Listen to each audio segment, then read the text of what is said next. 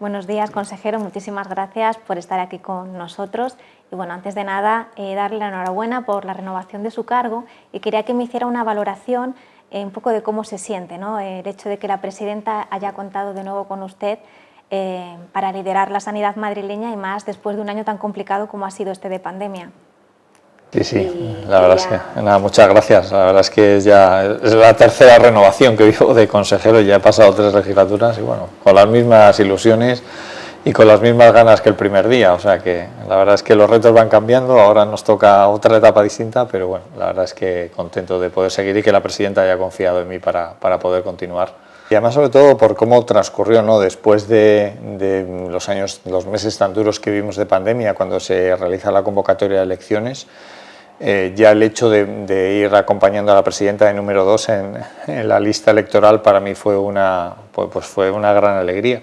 Y sobre todo, bueno, y lo todavía es mayor cuando lo vea reflejado en el resultado electoral y la verdad es que, bueno, feliz de poder seguir y sobre todo, bueno, de poder también continuar con el reto, lo que es gestionar esta pandemia y lo que no es pandemia, que también es importante. Además, precisamente, ¿no? Es la única cartera, ¿no? Que cuenta solo con una cartera, que es la de sanidad, sí. No se reparte con nada más, lo que le da la importancia, ¿no?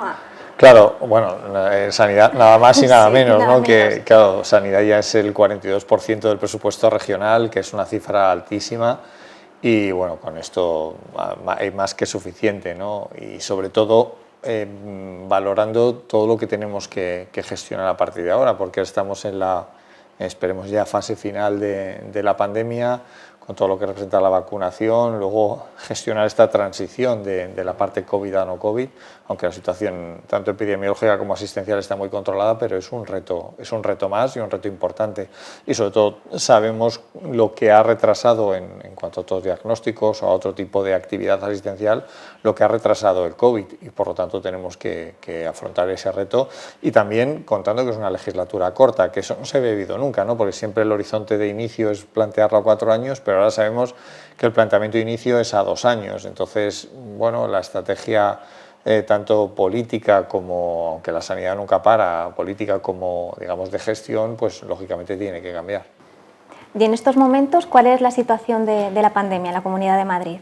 Bueno, la situación sigue en esta fase de control, llevamos 6 semanas de descenso, es verdad que hemos tenido, fruto del brote de Mallorca, un ligero incremento en la incidencia acumulada a 14 días de 7 días, en 14 días está en 80 casos de incidencia acumulada por cada 100.000 habitantes y en 14 días está en 42, lo cual indica que vamos a tener unos días de contagio. Es verdad que este brote ha condicionado, pero esa es la mala noticia. La buena noticia es que no tiene repercusión a nivel asistencial. Los casos, la inmensa mayoría, son casos asintomáticos o de síntomas leves, excepto alguna consulta de carácter un poco más a más nivel asistencial.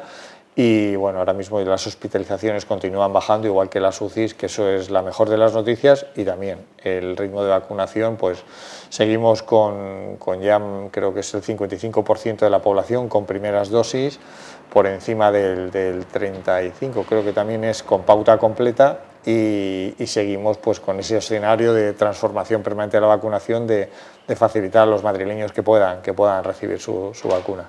Con lo que me comenta de la vacunación, se comenzó ayer con la vacunación de 24 horas en el Isabel Zendal. Quería saber un poco cuál está siendo la respuesta y también preguntarle, ¿no? Por lo que se ha conocido hoy, de que también se va a llevar el 24 horas al Within Center. Pues es algo que intuíamos y que se ha confirmado, que en Madrid los madrileños son muy abiertos en todos los sentidos y hay que facilitar las cosas, ¿no? La autocitación ha sido, yo creo que un salto de calidad importante, que cada uno puede elegir cuándo y dónde se vacuna, y nosotros intuíamos que había que abrir por las noches, puesto que por el modo de vida que hay en Madrid, por gente que trabaja, que entra muy temprano a trabajar o que sale muy tarde, pues ya pusimos en marcha primero las agendas de autocitación por la noche en Zendal. Llevamos por encima de los 2.500 citados y en esta primera noche, sobre 1.000 citados, creo que se han vacunado exactamente la cifra, 827. Entonces nosotros lo que pretendemos es continuar y sobre todo también abrir a más puntos y entonces en Withing se comenzará la noche del jueves al viernes, va a empezar también la vacunación nocturna y esperemos pues también que el mayor número de madrileños que quieran hacerlo, pues que por las circunstancias que sean, que no vamos a entrar a valorar. Y ahí, lógicamente, los accesos al Withing a estar más céntrico, pues por temas de transporte también, pues entendemos que va a tener también esa buena respuesta como lo ha tenido en Zendal. Este fin de semana entraba en vigor la flexibilización del uso de las mascarillas. Quería saber un poco su opinión al respecto, ¿no? Porque sí que es cierto que desde algunos ámbitos se ha criticado el hecho de que sea en este momento y no sea en otro, debido a que los indicadores, sobre todo la incidencia acumulada, parece que está subiendo un poco.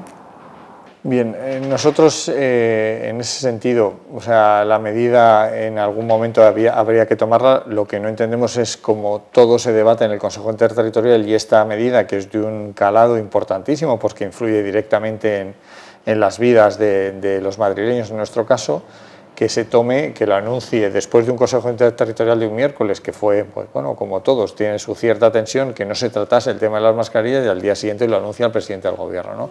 Uno tiene la percepción de que parece que cuando las cosas van bien o son buenas noticias tiene que hacerlo el gobierno, y cuando las cosas van mal o son malas noticias, pues es responsabilidad de las comunidades autónomas. Es algo que no hemos entendido, pero en cualquier caso ya la decisión está ahí. Yo creo que no hay que lanzar un mensaje con tanta alegría como se ha hecho. Esto lo que significa es relajar en algunas situaciones el uso de la mascarilla, pero en caso de duda usarla nunca va a estar de más, y ahí pues se relaja en espacios en exteriores y cuando la distancia sea la apropiada. Lógicamente, en algún momento, y si continúa la incidencia acumulada en este sentido y la vacunación, es una medida que habría que tomar, pero nunca hay que dejar de lado el llamamiento a la responsabilidad, a la prudencia, y tenemos el ejemplo de los contagios que se han producido en Mallorca. O sea, son unas cifras importantísimas como para no tener claro cómo hay que actuar, ¿no? Y por lo tanto, bueno, yo creo que si seguimos en esa línea y viendo pues cómo se comporta la pandemia, pues se pueden ir tomando decisiones también de ir flexibilizando esas medidas. Recientemente nos informaban, ¿no?, del envío que se le había hecho una carta a la ministra de Sanidad solicitando el control, ¿no?, abordar una reunión para abordar el control en Barajas. ¿Cuál es la situación en Barajas? Imagino, ¿sigue siendo un coladero o qué está ocurriendo? Bueno, de momento no hemos tenido respuesta. El control de Barajas es algo que ya advertimos en el mes de mayo del año pasado, o sea, ya hace casi 14 meses, porque entendíamos que si uno ya tiene el control a nivel comunitario, lógicamente hay que buscar cuáles son las principales vías de entrada del virus, y que, como nos había ocurrido en la primera ola y nos ha ocurrido en la segunda ola, los casos importados son los que realmente luego te producen esa transmisión y aumenta la incidencia. Entonces nosotros ahí desde el primer momento, y seguimos diciendo lo mismo, ¿no?, que esta es una crisis sanitaria que requiere respuestas sanitarias y que nunca va a ser algo que pueda perjudicar que los viajeros viajen de manera segura, que es controlando desde el país de origen con una prueba diagnóstica, ya sea PCR o sea test de antígenos, y que les permita llegar al lugar de origen pues en una situación de estar libre de COVID. Esto, que lo llevamos diciendo desde mucho tiempo, pues la verdad es que no se ha cumplido, y de hecho a día de hoy seguimos, es como si en Barajas tuviésemos un brote semanal del número de contagios que nos llegan. Entonces nosotros hemos insistido, necesitamos y queremos saber cómo es ese control en Barajas, porque muchos de esos viajeros, bueno, se quedan el mayor porcentaje en la Comunidad de Madrid, pero hay otros que van a otras regiones, y por supuesto que tenemos que tener esa situación de control. Igual que controlamos de unos países que vengan a Madrid, yo creo que es bueno establecer un sistema de control recíproco, ¿no?, que viajeros españoles que vayan a esos destinos pues que tengan su prueba en origen. Yo creo que es algo que hay que hacerlo con naturalidad, y desde luego que no podemos mirar hacia otro lado, porque Barajas ha traído muchos contagios. Las cifras son altas y esos son de los casos que detectamos, pero es que habrá casos que no detectemos, pues que entren y que no pueda saber cuáles son sus destinos, y por lo tanto yo creo que es una de las misiones fundamentales, además las responsabilidades del gobierno, puesto que ellos tienen la competencia en sanidad exterior, tomar esa decisión de controlar el aeropuerto de Barajas, que es fundamental. Precisamente ahora que se habla tanto de la variante Delta, yo no sé hasta qué punto les preocupa y cómo está un poco la situación en Madrid. Pues nos preocupa bastante, además ya lo anunció el viceconsejero, el doctor Zapatero, hace 3 semanas que se habían detectado los primeros casos. No queremos hacer memoria, pero es inevitable comentarlo. Ya lo hablamos de la cepa británica, cuando nosotros en un consejo interterritorial el 9 de diciembre nosotros comunicamos que habíamos detectado el primer caso de variante británica.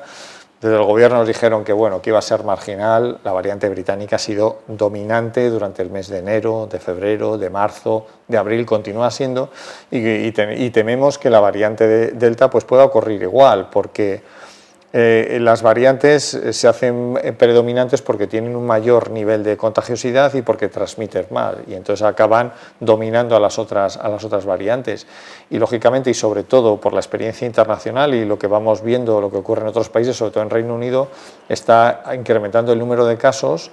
Es verdad que no mucho las hospitalizaciones, pero sí tiene especial incidencia en los mayores de 60 que solo llevan una dosis, principalmente Reino Unido, de AstraZeneca. Entonces, nosotros dijimos de adelantar el calendario vacunal, ya lo estamos adelantando de esa segunda dosis en vez de a la semana decimosegunda a la 11ª, incluso a la 10ª, si fuese necesario, pues para tratar de protegerlos cuanto antes, porque es verdad que la cepa Delta, cuando lleva una dosis, sí que produce contagio, tiene un escape vacunal mayor que si es la doble dosis, ¿no? Y entonces estamos trabajando, y desde luego que la preocupación, ese es el gran reto de cara a futuro, ¿no? El detectar las mutaciones del virus, detectarlas de manera precoz y sobre todo estar muy atento en tu red epidemiológica de vigilancia para poder conseguir controlar los casos y sobre todo que no se produzcan esas transmisiones.